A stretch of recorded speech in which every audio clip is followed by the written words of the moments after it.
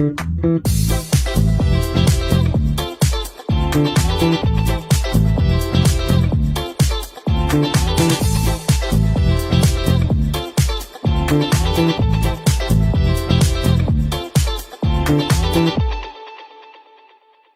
খেলার খবর থেকে বিদেশের খেলার খবর নিয়ে এই মুহূর্তে আমি মৌসুমী রয়েছি আপনাদের সঙ্গে। শুরু করছি আপনাদের প্রিয় অনুষ্ঠান খেলা আর খেলা। ফুটবলের ডায়েরি নিবেদন করছে সংবাদ প্রতিদিন।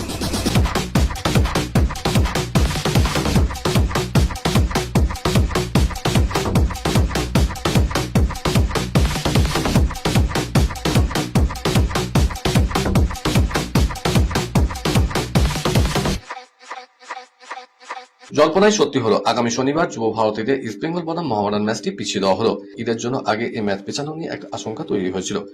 বিষয়টা নিয়ে সাদা কালো ব্রিগেডের অন্যতম কর্তা মোহাম্মদ কামারুদ্দিন জানিয়েছিলেন, ঈদের দিনে ম্যাচ খেলা খুব মুশকিল, পাশাপাশি পুলিশের নিরাপত্তা এই ম্যাচের জন্য একটা বড় ফ্যাক্টর ছিল। তাই সব দিক বিবেচনা করে ফেডারেশনের পক্ষ থেকে এই ম্যাচটি পিছিয়ে দেওয়ার সিদ্ধান্ত নেওয়া হয়েছে। জানানো হয়েছে ওই ম্যাচটি আগামী সোমবার অর্থাৎ 23শে মার্চ অনুষ্ঠিত হতে চলেছে। মিনি ডার্বি নিয়ে চূড়ান্ত অনিশ্চয়তা এই ম্যাচের জন্য টিকিট বিক্রিও স্থগিত রাখা হয়েছিল। ক্রিকেটের ডায়েরি। আসন্ন আইপিএল শুরুর আগেই রাজস্থান রয়্যালসের দল ছেড়েছেন সঞ্জু স্যামসন। দীর্ঘ 11 বছর রাজস্থানের হয়ে খেলেছিলেন তিনি। স্বাভাবিকভাবেই তার দল ছাড়া নিয়ে কম জল্পনা হয়নি। সেই সমস্ত বিতর্কে এবার ইতি টানলেন সঞ্জু নিজেই। স্পষ্ট জানিয়ে দিয়েছেন, তার দল ছাড়াটা একান্ত ব্যক্তিগত সিদ্ধান্ত ছিল। দল পরিবর্তনের পর আইপিএল এর প্রথম ম্যাচেই তার পুরনো দলের মুখোমুখি হবে সঞ্জু। বিষয়টা নিয়ে ভারতের উইকেট রক্ষক ব্যাটার বলছেন, আগে এমন ঘটেনি।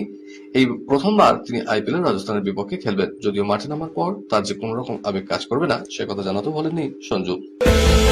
নিউজিল্যান্ডকে উড়িয়ে টি-20 বিশ্বকাপ জিতেছে ভারত। সূর্যকুমার যাদবের এই বিশ্বজয়ের পরে অনেকেই সমালোচনা করে বলেছেন, ভারত পরিস্থিতির সুবিধা পেয়েছে। অনেকে আবার বলছেন, পিচের সুবিধা নিয়েই ভারত জিতেছে। পাক তারকা বলছেন, আমরা প্রায় শুনি কেউ কেউ বলছেন আম্পায়াররা ভারতকে টেনেই খেলায় অথবা স্পিন বান্ধব পিচ তৈরি করে ভারতের জন্য। তবে এবারে টুর্নামেন্টে পিচে কিন্তু ভারসাম্যই ছিল। কখনো কখনো পরিস্থিতি ভারতের বিরুদ্ধেও গিয়েছিল, তবুও ভারত প্রাধান্য বজায় রেখেই জিতেছে, বলছেন পাকিস্তানি ক্রিকেটার ইমাদ ওয়াসিম। 2026 আইপিএলও খেলতে দেখা যাবে মহেন্দ্র সিং ধোনিকে। খোদ সিএসকে সিও কাশী বিশ্বনাথন এই কথা জানিয়েছেন। তবে কোন ভূমিকায় দেখা যাবে তা নিয়ে খোলসা করেননি। শুধু ব্যাটার হিসেবে খেলবেন না, উইকেট কিপার ব্যাটার তা এখনো নিশ্চিত নয়। যদিও এবার সঞ্জু স্যামসন দলে আসে, তার উইকেটের পেছনে দাঁড়ানোর সম্ভাবনাই বেশি। দলের অধিনায়ক ঋতুরাজ গায়কোয়াড় যদিও মধ্যমণি সেই ধোনি, তরুণদের কাছে সেরা গাইড, এমনটাই মনে করেন চেন্নাই ধোনির সঙ্গে দীর্ঘদিন খেলা সুরেশ রায়না।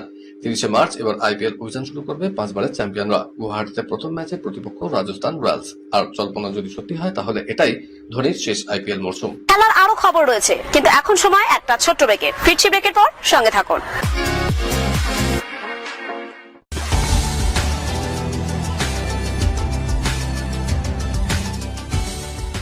নিউজ মিডিয়া প্রযোজিত সাপ্তাহিক বিনোদন অনুষ্ঠান বিনোদন.com দেখুন প্রতি শনিবার ঠিক রাত 10:25 আপনাদের প্রিয় চ্যানেল হিসেবে।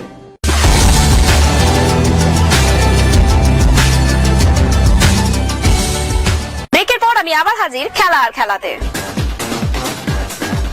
বিদেশের ডায়েরি। প্রথম লিগে শেষ মুহূর্তে গোলে হার বাঁচিয়েছিল দল। ফিরতি পর্বে খেলতে নামার আগে তাই কিছুটা থমথমে বার্সেলোনা শিবির। চ্যাম্পিয়ন্স লিগের কোয়ার্টার ফাইনালে ওঠার জন্য আজ নিউক্যাসলের বিরুদ্ধে জিততেই হবে রাফিনাদের। ম্যাচ হবে ক্যাম্প নিউয়ে। ঘরের মাঠে চেনা পরিবেশে খেলার অ্যাডভান্টেজ বার্সা তুলতে পারে কিনা এখন সেটাই দেখার। গত সপ্তাহে নিউক্যাসলের সঙ্গে ম্যাচে বার্সেলোনা খেলা নিয়ে যত কম কথা বলা যায় ততই ভালো। মাঝ মাঠের দখলে নিতে পারেনি পেড্রোরা। ম্যাচে প্রায় পুরোটা সময় নিউক্যাসল কর্তৃত্ব বজায় রেখেছিল। ফিরতি লেগেও গোলের জন্য বার্সা তাকিয়ে থাকবে সেই ইয়ামালের দিকেই। চাপহীনভাবে খেলতে পারবে অ্যাটলেটিকো মাদ্রিদ বায়ার্ন মিউনিখ। প্রথম লেগে দুটো দলই বড় ব্যবধানে জয় তুলে নিয়েছে। টটেনহ্যামকে 5-2 গোলে হারিয়েছে অ্যাটলেটিকো। ফিরতি পর্বের ম্যাচে টটেনহ্যামে ঘরের মাঠ, তাই নিয়ে অবশ্য মাথা ঘামাচ্ছে না অ্যাটলেটিকো কোচ ডিয়েগো সিমিওনে। বরং তার মাথায় এখন কোয়ার্টার ফাইনালে ভাবনা ঘুরপাক খাচ্ছে। সেই লক্ষ্যেই টটেনহ্যামের বিরুদ্ধে জুলিয়ান আলভারেজদের খেলার কথা বলেছেন সিমিওনে। আগের ম্যাচে বায়ার্নও 6-1 গোলে হারিয়েছে আটলান্টাকে, সুতরাং তাদেরও সেই সাথে খেলা প্রায় নিশ্চিত। তবে আগের ম্যাচে খাতায় কলমে দুর্বল গালাতাসারায়ের কাছে 0-1 গোলে হেরে বেশ চাপে লিভারপুল। প্রথম পর্বে ছবিটা পরিষ্কার হয়ে গিয়েছিল, দ্বিতীয় পর্বে তাতে শিলমোহর পড়ল। উয়েফা চ্যাম্পিয়ন্স লিগের কোয়ার্টার ফাইনালে জায়গা করে নিল রিয়াল মাদ্রিদ, পিএসজি এবং আর্সেনাল।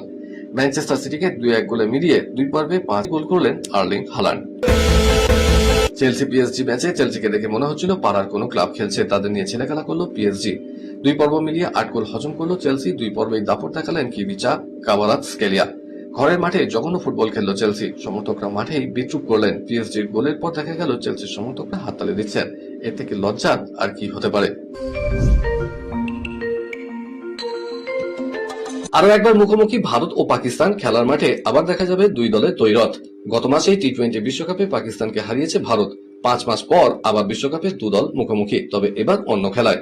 পুরুষদের হকি বিশ্বকাপে গ্রুপ পর্বে মুখোমুখি হবে ভারত এবং পাকিস্তান। চলতি বছর 14 থেকে 30 আগস্ট হবে পুরুষ ও মহিলাদের হকি বিশ্বকাপ। নেদারল্যান্ডস ও বেলজিয়ামে হবে এই প্রতিযোগিতা। একই সময় ভারতের পুরুষ ও মহিলাদের দল খেলবে। সেই প্রতিযোগিতার গ্রুপ বিভাজন হয়েছে। দেখা যাচ্ছে পুরুষদের বিশ্বকাপে ভারত ও পাকিস্তান একই গ্রুপে রয়েছে। ভারত পাকিস্তান ছাড়া সেই গ্রুপে রয়েছে ইংল্যান্ড ও ওয়েলস। মহিলাদের বিশ্বকাপে ভারতের গ্রুপে রয়েছে চীন, ইংল্যান্ড, দক্ষিণ আফ্রিকা। ইরান এখনো ফুটবল বিশ্বকাপ থেকে বাদ পড়েনি। তাদের এই প্রতিযোগিতায় খেলার সম্ভাবনা প্রবল, জানাচ্ছেন এশিয়ান ফুটবল সংস্থার কর্তা। অর্থাৎ ইরান যে বিশ্বকাপে খেলবে না একথা এখনই বলা যায় না। এএফসির সচিব দাতো উইনসন জানিয়েছেন, ইরান বিশ্বকাপে খেলবে না এমন কথা শোনেননি। ওরা আমাদের সদস্য দেশ, আমরা চাই ওরা খেলুক। আমরা যতদূর জানি ইরান খেলছে। এটা খুব আবেগপ্রবণ একটা সময়। অনেকে অনেক কথা বলছে। দিনের শেষে ইরান ফেডারেশনই ঠিক করবে ওরা খেলবে কিনা। এখনো পর্যন্ত ইরান জানিয়েছে যে ওরা বিশ্বকাপে যাচ্ছে।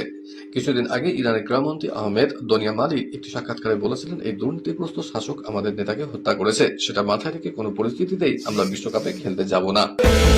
বার্সেলোনার নতুন প্রেসিডেন্ট হিসেবে আবারও নির্বাচিত হলেন খুয়ান লাপোর্তাই। আগামী 5 বছর তিনি এই পদে থাকবেন। বার্সেলোনার প্রেসিডেন্ট নির্বাচনে 1,14,000 সদস্য ভোট দিয়েছেন। তাতে লাপোর্তা 68% ভোট পেয়ে তার একমাত্র প্রতিদ্বন্দ্বী ভিক্টর ফন্তেকে হারিয়ে দেন। জয়ের পরে লাপোর্তা বলেছেন, ধন্যবাদ জানাই আমাদের মার্ভেলাস ক্লাবের সদস্যদের। এই ক্লাবেই এখনো পর্যন্ত সদস্যদের ভোটে প্রেসিডেন্ট এবং নতুন বোর্ড গঠন হয়। আমি সদস্যদের খুশি রাখার চেষ্টা করব। এর আগে তিনি যখন বার্সেলোনার প্রেসিডেন্ট ছিলেন, লিওনেল মেসিকে বার্সেলোনা ছাড়তে তার হাত ছিল বলেই অনেকের দাবি। 2003 সাল থেকে 2010 সাল পর্যন্ত বার্সার প্রেসিডেন্ট ছিলেন লাপোর্তা। সেনেগালের থেকে হাতছাড়া হলো Africa cup of nations trophy. আফকনের ফাইনালে রেফারির সিদ্ধান্তের বিরোধিতা করে মাঠ ছেড়ে বেরিয়ে যাওয়ার শাস্তি হিসাবে এটা পেল সেনেগাল, যার অর্থ তাদের থেকে ট্রফি নিয়ে তা তুলে দেওয়া হবে মরক্কোকে। খাতায় কলমে মরক্কো হলো নতুন আফকন চ্যাম্পিয়ন। 18 জানুয়ারি 2026-এ ফাইনালে মরক্কোকে 1-0 গোলে হারিয়েছিল সেনেগাল। 94 মিনিটে পাপা গুইয়ে একমাত্র গোলে জয় পায় সেনেগাল। এরপর তাদের হাতে ট্রফি তুলে দেওয়া হয়, আর তাদের থেকে ট্রফি কেড়ে নেওয়া হলো আরো 18 তারিখে। তা হলো 18 মার্চ। ঠিক 2 মাসের জন্য Africa cup of Nations champion রইল সেনেগাল। অস্ট্রেলিয়া আশ্রয় ছেড়ে যুদ্ধবিধ্বস্ত ইরানে ফিরে যাচ্ছেন আরো 3 মহিলা ফুটবলার। অজির স্বরাষ্ট্রমন্ত্রী টনি বার্চ জানান, 7 জন মহিলা ফুটবলারকে মানবিকতার খাতিরে ভিসা দেওয়া হয়েছিল, কিন্তু তাদের মধ্যে 3 জন অস্ট্রেলিয়া ছেড়েছেন গত রোববারই। টনি জানিয়েছেন, ইরানের মহিলা দলের ওই সদস্যদের কাছে সমস্ত বিকল্পই রাখা হয়েছিল, কিন্তু তারা স্বেচ্ছায় অস্ট্রেলিয়া ছেড়ে নিজের দেশে ফিরতে চাইছেন। মহিলাদের এশিয়ান কাপে খেলার জন্য অস্ট্রেলিয়া গিয়েছিল ইরানের 26 সদস্যের দল। তারা অস্ট্রেলিয়া পৌঁছানোর পরই শুরু হয় যুদ্ধ।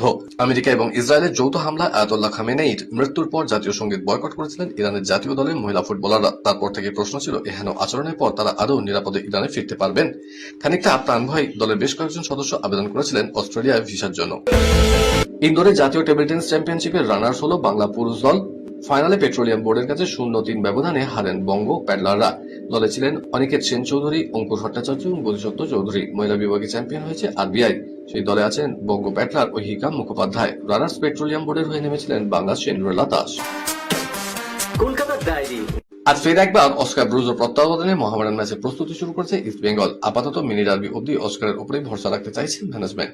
লালহুদ কোচের সঙ্গে বৈঠকে বসেছিলেন লোকটিকারী সংস্থা কর্তারা। সেখানে দলের ব্যর্থতা নিয়ে কোচের কাছে জানতে চাওয়া হয়েছিল। একই সঙ্গে সাংবাদিক সম্মেলনে ক্লাব কর্তাদের বিপক্ষে যে অভিযোগ তিনি তুলেছিলেন তার কারণও অস্কারের কাছ থেকে জানতে চাওয়া হয়। তবে এই প্রশ্নগুলোর উত্তরে লাল হলুদ কোচ কি বলেছেন তা অবশ্য জানা যায়নি, কিন্তু জানা যাচ্ছে আপাতত অস্কারকে সরাতে খুব একটা আগ্রহী নন লোকটিকারী সংস্থার কর্তারা। কারণ ক্লাবের সঙ্গে চলতি বছরের মে মাস অব্দি চুক্তি রয়েছে তার। সেক্ষেত্রে তাকে ছাড়তে গেলে বিরাট অঙ্কের ক্ষতিপূরণ দিতে হবে। তাই বিষয়টা নিয়ে কিছুটা হলেও ধীরে চলন নীতি নিয়েছেন লোকটিকারী সংস্থা ইমামি। বিধানসভা ভোটে আবারও বড়সড় চমক দিচ্ছে তৃণমূল। বাংলার হয়ে দীর্ঘদিন খেলা শিবশঙ্কর পালকে এবার টিকিট দিচ্ছে ঘাসফুল শিবির। প্রাক্তন পেসার লড়বেন নিজের জন্মভূমি তুফানগঞ্জ থেকে। তিনি তৃণমূলে যোগ দেন গতকাল। ক্রিকেট থেকে অবসর নেওয়ার পর তিনি বোলিং কোচ হিসাবে বাংলা দলের সঙ্গে যুক্ত ছিলেন। সদ্য সমাপ্ত রঞ্জি ট্রফিতে তিনি কোচিং করিয়েছেন মোহাম্মদ শামী আকাশদীপদের।